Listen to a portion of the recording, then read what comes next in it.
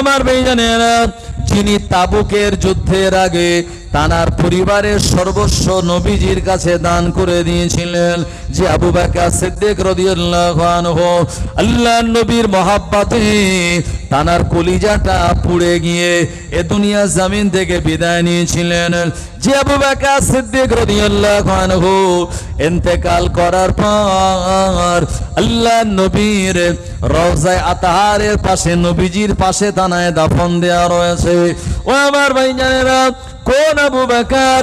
আল্লাহ নবী বললেন, আমার তামাম উম্মতের সারা জীবনের আমাল যদি এক পাল্লায় রাখা হয়, আর আমার আবু বকরের এক রাতের আমাল যদি আর এক পাল্লায় রাখা হয়, আমার আবু বকরের এক রাতের আমালের পাল্লাটা ভারী হয়ে যাবে।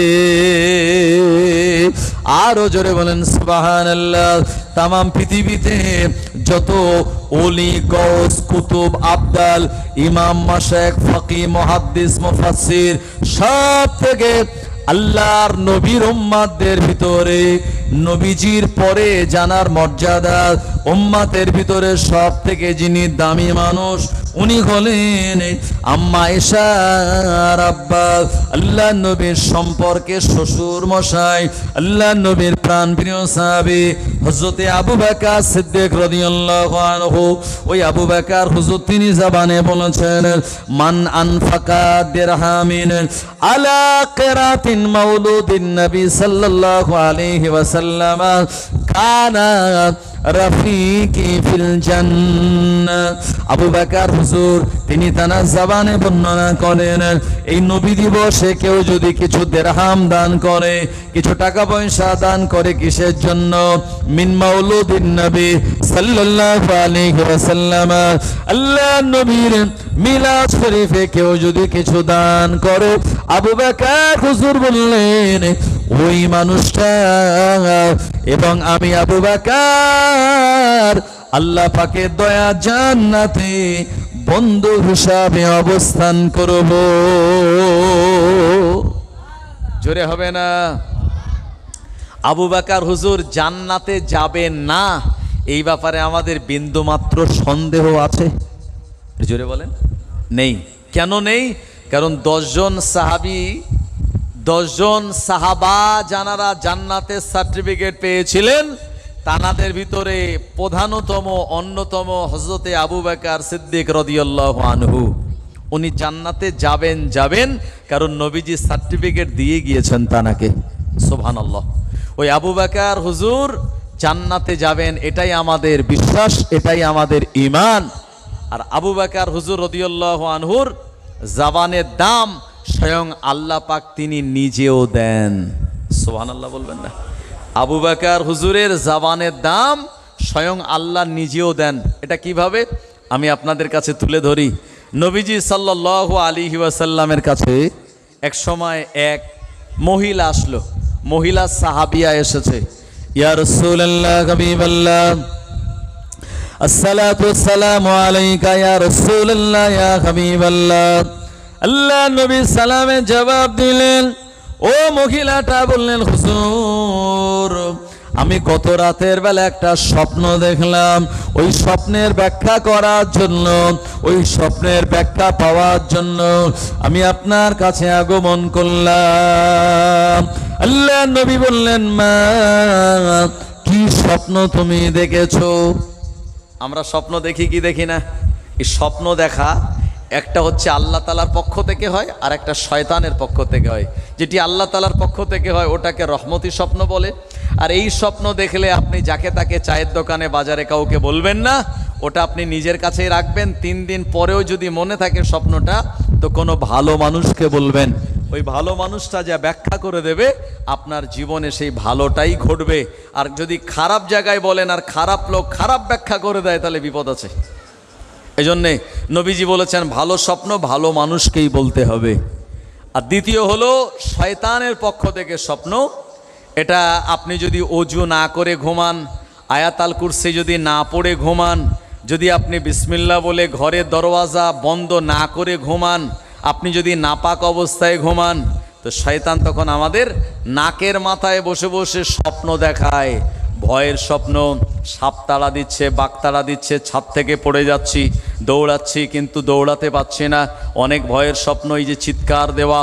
আমার ভাইজানেরা, নবীজি বলেছেন এই স্বপ্ন দেখলে তোমরা যেদিকে ফিরেছিলে পার্শ্ব পরিবর্তন করে নিয়ে ওই দিকে তোমরা, মানে যেদিকে ফিরে স্বপ্ন দেখেছিলে ওদিকে তোমরা 3 বার আউযুবিল্লাহিল আযীম ওবি ওজহিল করিম ও সুলতানিহিল কাদিম মিনাশ শাইতানির রাজিম, এটি বলে তোমরা 3 বার থুতু ফেলার মতো এরকম থুথু করে ঘৃণা করবে আর পার্শ্ব পরিবর্তন করে নেবে, শয়তান পালিয়ে যাবে।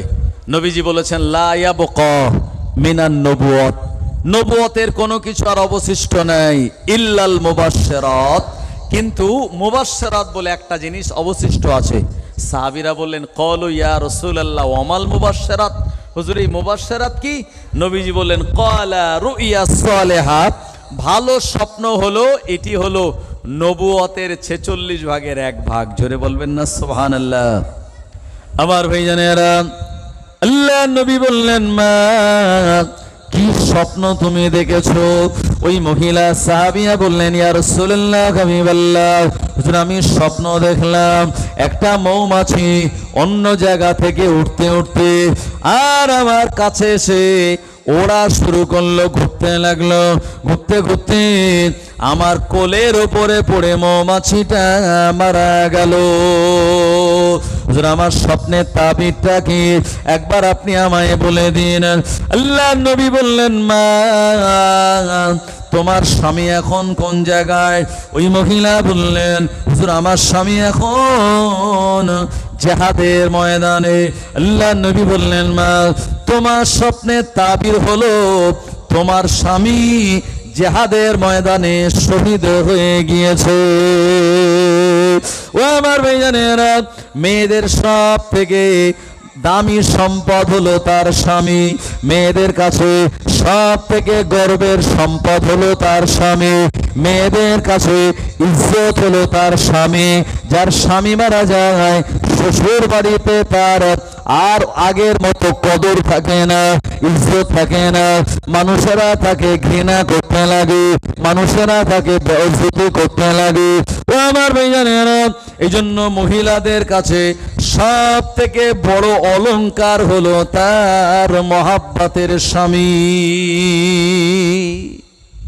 অনেক মহিলার আছে সেই স্বামীকে দুচ্ছাই করে, তুচ্ছ তাচ্ছিল্য করে, তোমার সঙ্গে বিয়ে হয়ে জীবন আমার শেষ হয়ে গেল, কত ভালো ভালো পাত্র এসেছিল সেখানে আমার বিয়ে হয়নি, আছে না নাই? তবে এ গ্রামে এরকম মহিলা নাই যারা স্বামীকে তুচ্ছ তাচ্ছিল্য করে। আবার এমনও অনেক পুরুষ আছে যারা তার স্ত্রীটাকে দাসীর মতো আচরণ করে, তার সঙ্গে তুচ্ছ তাচ্ছিল্য করে, তার সঙ্গে খারাপ আচরণ করে, অথচ ওই মহিলাটা তার পিতা মাতা ভাই বোন নিজের জন্মভিটা ছেড়ে দিয়ে স্বামীর মুখের দিকে চেয়ে সে চলে এসেছে তার স্বামীর কাছে। আর স্বামী যদি পরিবারের সবাইয়ের সামনে স্ত্রীকে বকাঝকা করে, ভাই ওই পরিবারে ওই স্ত্রীটার ইজ্জত আর থাকবে? জি, আমি একটা লেখা পড়ছিলাম, ভাই একজন স্বামী তার স্ত্রী যদি কোনো ভুল করে তো ঘরের মধ্যে ডেকে নিয়ে গিয়ে স্ত্রীকে বকাঝকা করে, হ্যাঁ যা কিছু বলার সবার আড়ালে বলে, যদি কিছু অ্যাডভাইস করে তো সবার আড়ালে করে। তো একদিন স্ত্রী বলছে ওগো আমার স্বামী, আমার যদি ভুল ত্রুটি হয়, আমার যদি কিছু বলার প্রয়োজন হয়, আমার যদি শিক্ষা দেওয়ার হয়, তো আপনার পরিবারের সামনে না বলে, আমার পরিবারের সামনে না বলে, আমার ছেলে মেয়েদের সামনে না বলে আপনি আমাকে ঘরের ভিতরে নিয়ে গিয়ে কেন বলেন? তো স্বামী বলছে দেখো, আসলে আমার পরিবারের সামনে যদি আমি তোমায় বদনাম করি, বকাঝকা করি, তো আমার পরিবারও আমার অনুপস্থিতিতে তোমাকে শাসানোর তারা সুযোগ আর পারমিশন পেয়ে যাবে। যদি আমার ছেলে মেয়েদের সামনে তোমাকে শাসন করি, তাহলে আমার ছেলে মেয়েগুলি তোমাকে আর মা বলে সেই কদর আর দাম দেবে না। আর যদি তোমার পরিবারের সামনে তোমাকে শাসাই, তাহলে তোমার পিতামাতা, তোমার ভাই ভাবি তারাও তোমাকে বকাঝকা করবে। তো একটা মেয়ে যদি সবাইয়ের কাছ থেকে বকাঝকা শাসানো শোনে, তার মেন্টালিটি ঠিক থাকবে বলে আর বেশি দিন মনে হয়? আমার ভাইজানেরা, তো নবীজি